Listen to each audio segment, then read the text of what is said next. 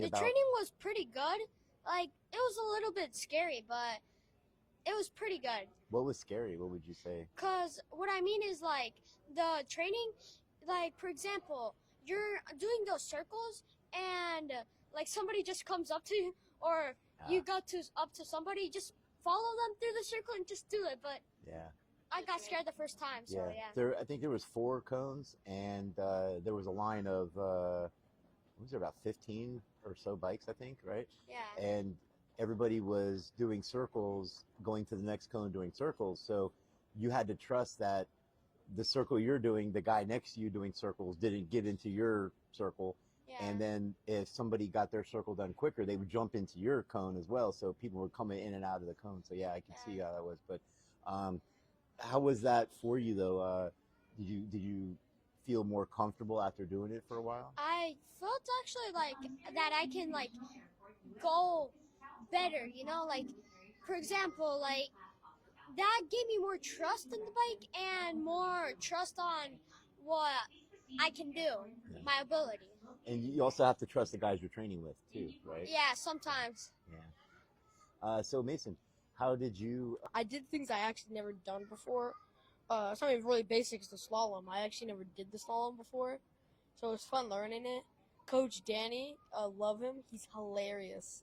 Yeah. He's like he learns how to balance being a coach and being hilarious. Yeah. And the training he did, I mean, stuff someone would never think of. Like he put cones in the straightaway, and he did that where you have no room because in the parking lot you have all the room. You have all the room in the world. In that, if you run wide, you go into the dirt and you're probably gonna wipe out. So it's definitely a little scary. Also, trusting that the person doing the circle next to you is gonna maintain their circle and not run into yours and cause a crash, or they go down making a mistake, causing you to go down. It's a whole domino. If somebody goes down the last cone, everyone goes down. Yeah. A lot of the kids, Sorry. A lot of the kids in there go to Spain and train, and they do this stuff regularly. And you could see how experienced they were doing these drills, you know. And, you know, I mean, for you, Mason, you haven't been doing this very long, and you kind of as well, right? But you know, I was glad that for you were able to run with this group of kids. You know, if you didn't have enough skill where you were, you would have probably been in like a different group or something, you know. Yeah. So it was really good that you were able to hang with them. And some of the drills that I thought was really cool was when they would sector off the track and do like only a small piece of it, and they would do mock races. One thing that with that is they would put some of the slower riders in the front, so the faster riders got practice passing, and additionally you got practice, you know, banging handlebars with kids in these tight turns, which we don't really get when we go by yourself to the track, you know. Or if you two go to the track and train together as a team, you know, you might be chasing each other around. But when you got 15 kids coming around a hairpin turn in like a quarter section of the track for, you know, where it's like a 10-second lap, you know, that's tons of experience, you know, real tight, close racing. So racing, or practicing, I should say, with kids like that make you guys better. So that was really cool. I really like that. What did you think about that kind of, not necessarily the cones, but the mock racing and getting in close like that? I think it made it like fun, but also one of the smartest drills ever. Because he said, like Jace Dill, he's raced in Moto 4, and that's how it is. It's Okay. not, there's a front group and they're 10 seconds ahead, and there's the back group and they're 10 seconds behind. Everyone is in a line, and they all ride the exact same line, and it's who trusts the bike more to throw it in and hope it sticks. Yeah. And that's what that drill was teaching us, working in a group. Because when you're actually in the race, you're not doing that. Right. You're really never in a group unless it's, for example, Jace Dill, I think he was Kenzie, and I forgot the other kid's name. The three of them were battling the whole race. And Jace Dill went down. He went through the hairpin. He hugged it really tight, ended up hitting the guy in front of him. So there's the confidence and the overconfidence. And we all know Danny definitely had a talk with him. Like, there's an opening, but there's also no opening sometimes where you go in and there's no room. That's what that drill teaches you. Yeah. And when you have 15 people instead of, because that was 3, imagine having 15 where it Yeah. gives you that, you have to be aware of the person next to you, behind you, to your right, left, and ahead of you. Right. Yeah, so you only get that kind of practice in that setting, which prepares you guys for, like you said, a Moto 4 or beyond, where you have 20 bikes like in one pack fighting for each turn, So, what did you think about those drills beyond the cones, Arthur? Honestly, it was like amazing. I'm not gonna lie. I think it gave me like I don't think, but I actually I feel more confident about passing now, and I don't feel like before that it's just like, oh shoot, there's no space. But now, like, he showed me, like, if there's a small space, you can go through there. Yeah. You can still go through there. I think you're good at passing anyway, but this definitely made you more better, which is fantastic. Yeah, the 4 days there was really great. I can't think of a way to get that practice anywhere else other than a camp like that. And then when we think about the kids overseas, Spain, for example, they train like that every day. And that's why it's hard to compete with them because they have those camps and like riders formation, for example. So yeah, that was really really exciting. And how'd that I go? qualified in sixth, and I was still setting I was still setting up the bike, so I couldn't do that much time, like that good time, not so many clean laps, but I got to get like one good enough to get sixth. Yeah, we ended up just for those watching, we did the purchase program for the FIM Cup where we purchase the bikes and we enter the races and we get the tires and everything. But the bikes weren't ready they didn't arrive in time for the first race, so we had rental bikes, which worked out great. We had good performance on those. And then when we got our bikes, they were completely factory, stock. So we had to set up the suspension for you guys and get everything dialed in. But we had very limited time to do that. So yeah, there's definitely more suspension next time we come back, which we'll spend time in free practice getting it more dialed in and everything. But yeah, the 2025s have more settings than what the bikes like we have at home. There's compression and rebound and things that the other bikes don't have. So we'll be able to fine tune that and get you guys even better, tuning and performance. So Um, it was honestly really good, but at the time, I wasn't like as good as I was in the race, and so I ended up qualifying 8th. But it's in the future. I got 7th. We'll get to that. But I definitely know I could have done a little better. I would do good somewhere, then make a mistake, and I was trying to get a perfect lap, and I got like a 75% good lap, so it was qualifying good. And I think the best thing I did at the qualifying was I was calm. A lot of the other kids were nervous, and I was staying calm because I have Coach Torres. He's my mental coach, and he helps me stay calm and in a good mindset going into these races. So that definitely helps. Yep. Yeah, Monday we came in and they threw you in there with everybody in the riders formation training.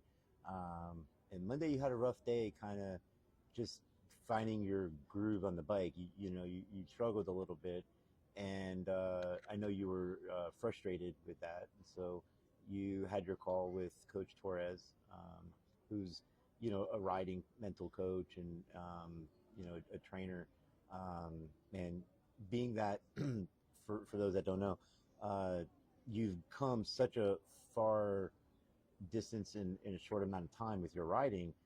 It's scary. You went from nothing to where you're at competing with these really fast kids and high speeds, compared to other things. So, there's a lot of that. Plus, you're competing. You're not just riding around the track. You're racing.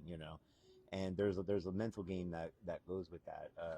Even if you've been doing it for a long time, like Julian Correa works with Coach Torres, and so I'm happy that we're able to help get you that. And the session you had with him on Monday made a huge difference on the rest of the week. It really made you kind of find your mental focus and get you dialed in. So that was really, really good. I'm happy about that. Yeah, and so you qualified eighth. I noticed throughout the week you started chipping away, getting better. One thing we noticed was with the riders formation training, all the kids dropped their times. Everybody did. It was really impressive, and that says a lot to Coach Danny and riders formation about what they can do. And plus, Coach Chris, working with you guys every day as well. You both ran better times than you did the first time the race won. But Mason, you really when the race weekend came around, you really dropped your times down. Where now you're fighting for sixth, seventh position. We'll get to the racing here in a sec, but yeah, that was really good. That you both had a good mental, the whole week was good. You guys were calm, focused. Performance was good, even with issues with like your bike, Arthur. We'll get to that also in a second. But yeah, honestly, I'll say I'm very, very proud. The whole family, the race team, everybody's proud of both of you guys. You guys really worked hard. And Monday, the training, you were struggling, Mace, but you didn't want to quit. You kept getting out there and pushing. You had one rider run into you in the braking zone and rammed into your leg, and it was hard for you to do right turns or right circle drills with your thigh, but you still did. You did the best you could. That's all we ever ask for, is you just do the best you can and not give up. And so super proud of both of you. I just want to say that. Anyway, all right, so now we'll jump over to Arthur qualified sixth, Mason qualified eighth. And then so today we had two races. Race one, we'll talk with you first, Mace. How did race one go? So, hold up. Let me jog my memory. Okay. Race one, in my opinion, was okay. I could have done way better, but one of my problems is passing. Passing is a skill, but it also comes with experience. And I've only been May 1st was my 1 year anniversary of riding. Yeah, that's right. Congratulations. Thank It's you. officially 1 year ago you got on a motorcycle for the first time, and 12 months later you're racing in the FIM Mini Cup. Congratulations. So yeah. So some things that don't help is just as an example, in the round 2 of the race, round 2, race 2, the warm up lap. So I was just practicing my starts, so I let everyone go ahead of me. Did my race start, did pretty good. Then we all did our sight lap.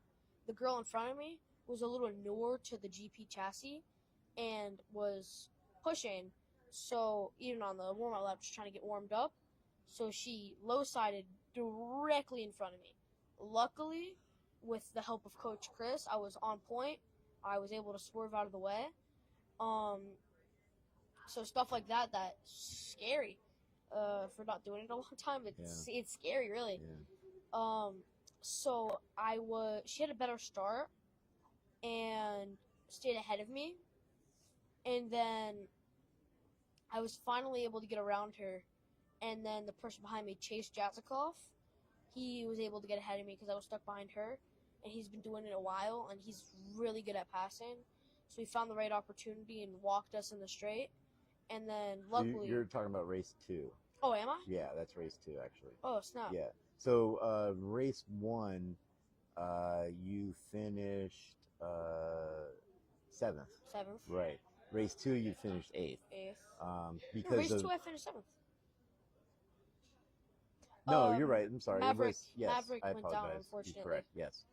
Race 2, you did finish 7th, but it was where Chase Jazikoff came around you Oh. when you had the lap traffic. The rider hit the brakes, you hit the brakes, and then he got around you, and you were in 6th and you fell to 7th. But yeah, that was race. I know it's all a blur, but anyway. Yeah, when you're racing, you don't really think about Yeah, it. yeah. So you ended up with a 7th and an 8th this weekend. Yes. Which is fantastic. I mean, you had said before your goal was to what? Not get last. Not get last, right? Yeah. So I got 7th out of 11. Hey, So. congratulations. You know, Thank you. can't argue with how far you come and that goal. So congrats. And you know, our next goal is what? Try to move up in the pack. Move up in the pack, right? So something Coach Torres said is, there's the front and back pack. If I get last, I'm looking for the 3 kids ahead of me. That's my podium. Right. And I keep going ahead of those 3, ahead of those 3, ahead of those 3, ahead of those 3. Now I'm competing for the actual podium. Right. And honestly, it worked. Yeah. I got 9th and 7th the last time. Right. And now I only got 7th. Right. Yep. And now there's the front and back pack. I'm now at the front of the lower pack, and I'm getting to the front. Arthur's probably about in the middle of the fast pack, and I'm getting close to his lap times. So I think by the next race, I'll probably be up with the fast guys. Yeah, that would be your next goal, is to be at the back of the front pack, the faster group. And you're only about maybe 1.5 seconds to that group. There's that one gap there where the front 5, 6 are running about within a second of each other. Then there's that gap, and then the back pack is running within 1 to 2 seconds of each other. So, yeah, and I, you know, working with you, we analyzed your data and your coaches and everything, and we think we might have found, you know, something that will help you to get there. We're gonna, you know, go train on that. So Arthur. Well, race 1, like the better said, the sprint race. I was trying to get off that fear I got, because qualifying, or on one of the practices, like my bike wasn't set it up correctly, and the front wheel started like moving a lot, like side to side, like a tank slapper, Oh, yeah. or whatever they call it. Tank slapper. Yeah. I saved it, but my bike stalled once I saved it, because I needed to get to the concrete, like, and brake right on the dirt to not hit the barriers. Yeah. And I was trying to get off that fear, and it was hard to just try to prevent that, but I was trying. Yeah, that was the sprint race, which was Saturday actually. Yeah, you were coming through a high speed, sort of an S, and I was very close to you when I saw it, and you basically had like a death wobble, but no one knows how you did it, but you saved it. And I think the best thing was you didn't overreact. You let the bike do its thing. You recovered. You went straight. Braked safely. Went over into the dirt, and just an amazing save. I wish I got that on video. It was unbelievable. But then on race 1, or I should say during free practice today before race 1, what happened with the bike? Then it was an issue. Well, let me just finish the sprint race stuff. Okay. Because I started really good and got into 3rd, but then they started passing me. Like I got to pass Jace on the start, because he did pretty much a bad start, till he just caught up to me, passed me, and then he passed me, and I got to 5th, which was pretty good for me, because I'm trying to race a bike that's not set it yet. Right. And the other thing is that on the next race, today, on Sunday, the first one of Sunday today, on the practice, like, I had the motorcycle, which I wish I knew why the 3rd gear just like randomly stopped working. I was first thinking either I was going fast enough to blow it, or actually, but then after it's not really that. What happened? they gave me a rental bike, Yeah. and that rental bike wasn't good, I'd say. And like it worked, that's the good thing, but it wasn't like set it perfectly for me, Yeah. and it was like weird. So I tried to race with it.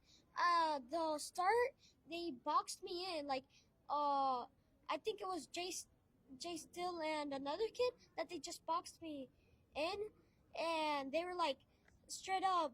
They didn't let me any space to pass. And after I had to let go to hit back once they passed, finally for one time, and not about to crash them, till another girl just comes up to me and like goes into me and brake checks me, and I'm trying not to crash her, but I just crashed into her. But the good thing is that I didn't fall. Yeah. I just went into the dirt. So I was right there in last till I caught up and passed everybody till I got to sixth. Yeah. And it was, I wouldn't say it's a good race, but I tried. Yeah. So the rental bike, because we found the bike had the issue with their gear, like minutes before the first race, we didn't have a lot of time to set up the other bikes. We Matt Dill with Apex and Ovale USA. It was really awesome that he had a spare bike for you to ride on. I think it was Jay Still's practice bike or something like that. So yeah, so big thank you to Matt Dill for helping us out with that, and we ended up also getting a new 160 motor. So at the same time, we're swapping out the new motor on your bike, which was set up for you. You had to jump on a bike that was not set up for you, set up for somebody else, and go race with no practice.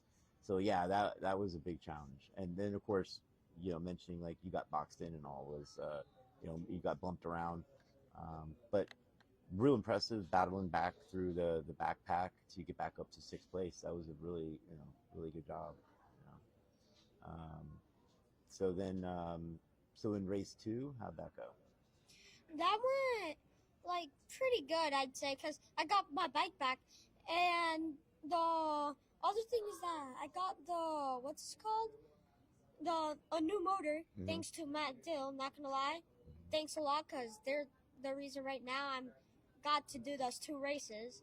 And I was going, and when I saw that I got the bike back, and well, on the warm up lap, like I was happy once I got the bike back, but on the warm up lap, it was like kind of, I wouldn't say it was like good because it kept on doing the tank slapper, but a little less, and I was like dealing with it with the warm up lap. So I just went back.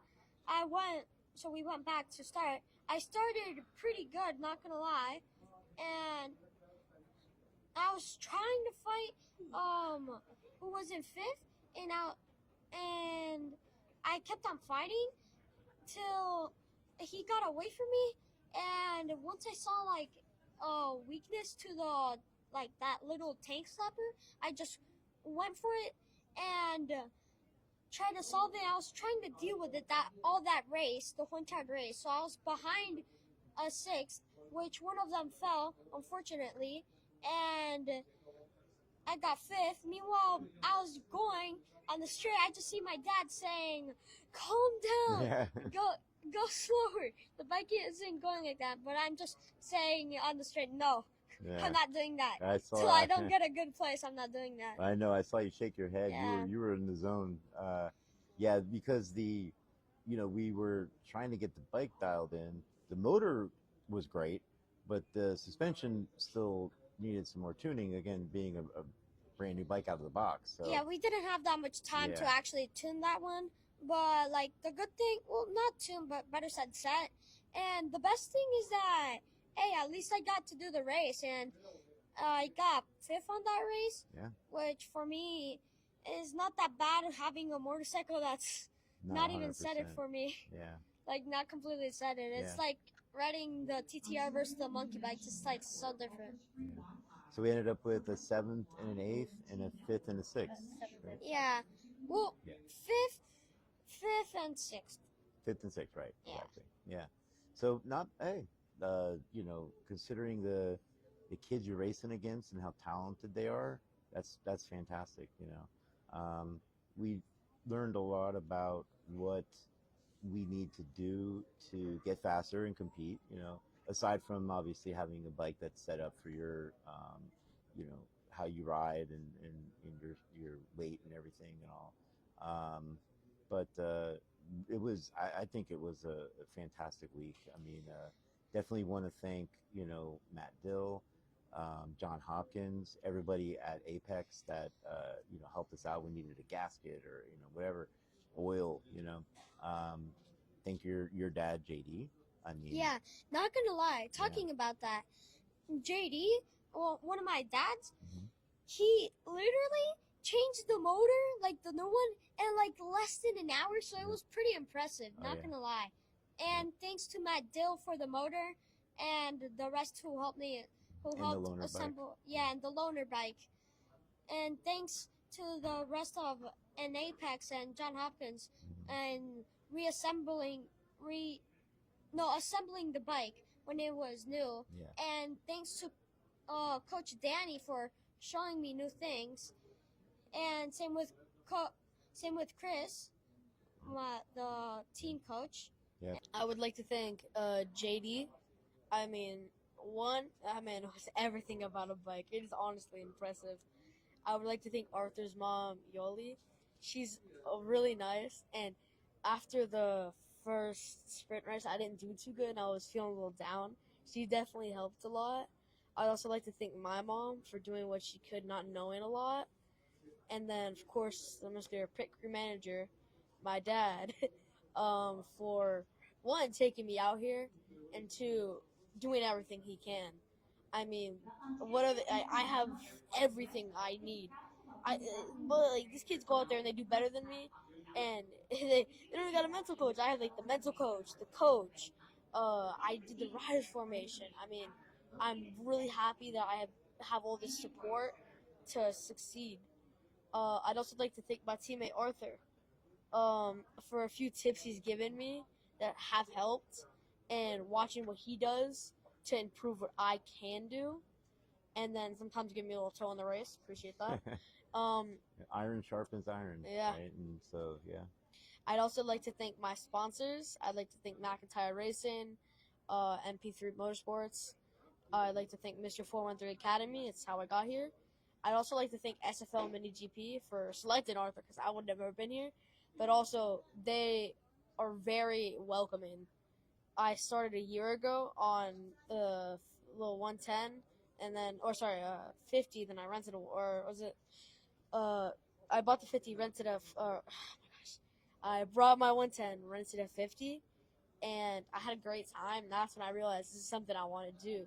So I kind of just dove into it, and in a year, it got where I am. And I'd also like to thank Coach Danny and Coach Chris. Coach Danny, amazing. And then I'm glad that Coach Chris could also pick up on some of the stuff they do down there and could help his training academy. And then I can't wait to go back to tracks that near us, T4 Kartplex and Bushnell Motorsports Park, and do some intense training and get us ready for round 3. Yep. So we're about to board the plane, heading back to Florida, and we'll be back here in 3 weeks for round 3. The first round, the track was run normal way, what they call it. This round, they ran it in reverse, and then the next round is, I think, back to the normal, and then we have a night race coming up soon as well. So really cool, differences in the track and the layout, and lots of good experience and everything. So, yeah. Anyway, everyone's super proud of you guys. Even if you came in last, you tried hard. And that's what's important. You don't give up. You keep working hard, but you're having fun. Did you have fun this week? Of course. You have fun? Yeah. Yeah. I really had fun. Yeah. That's what matters. So, okay, guys. Thank you for this. You have anything? I have one last thing to say, and it's thank you, everyone. I mean, even the other riders. Everyone is so kind in this sport, and I'm glad that in a year I'm where I am, and I just love. Thing I love is everyone's welcoming. I mean, there's never been one thing where anyone's hateful. I'm really glad I can do this, and just thank you everyone that's in the motorsports community. Yeah. Everybody's a good sport, and you too. You know, one of the parents came up to you and congratulated you on being a good sport because the one kid that had passed you bumped you from sixth to seventh. You came up and hey man, you know, you did awesome race, and you were congratulating him, and there was no hard feelings, and his dad saw that and came over to us and said, man, that was really awesome of you, Mason, to do that. And so um, yeah, you guys are model citizens for this kind of community, and it is a fantastic community. It really is. I can't say enough about it, honestly. So I'm that's why I started the race team, the MP3 Motorsports. I really want to give back to this and help grow this because it's truly a fantastic thing that you guys are part of. So, okay, boys, time to head home, and then the work starts. Then we start training and prepping and come back next time and like I think our goals are to get Arthur on the podium and Mason try to get in top 6, and that's what we're going to be shooting for as we move forward. So. Honestly, I think, well, for right now, I think it'd be better to put, like, as a team goal, like, the best team goal, I'd say, is to put me and Mason on the podium. Oh, of course. I'd say that's the best. Yeah, that's our, yeah, hey, that's possible. It's within, it's very something we guys can do. So we're going to keep working hard. And, as like a team owner on my end, having both my riders on the podium, I mean, that's my goal, you know what I mean? And, but hey, there's a lot of tough kids ahead of you. We got to work hard and compete against them. And, it's not going to be easy, but that's what we're going to do. So yeah, I agree. Well, something I did learn in the sport is that there's always like different types of challenges coming up to you ahead. Cause like right now, this race, the bike we didn't have enough time to set it up, and other races I didn't have enough skill. So it's like there's many challenges. Yeah, that's true. And overcoming them is making you guys stronger riders, and life is nothing but challenges, let me tell you. So, working hard and moving forward and being positive is important. So great life lessons for you guys. This sport's amazing for kids. I really would love to get more kids involved in this. It's really cool. So, all right, fellas, thank you for the fantastic interview, and we'll see everybody back here after round 3. Thank you.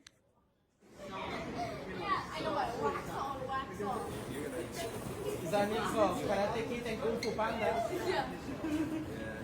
They do a step forward just so we can get it handled. We're a family group here, so we just want to clear it up. Again, there was a trailer in the parking lot, an open trailer that was hit by a car or another trailer. If you go forward and just have a conversation with us so we get it handled. And we don't have to look at the cameras. Please.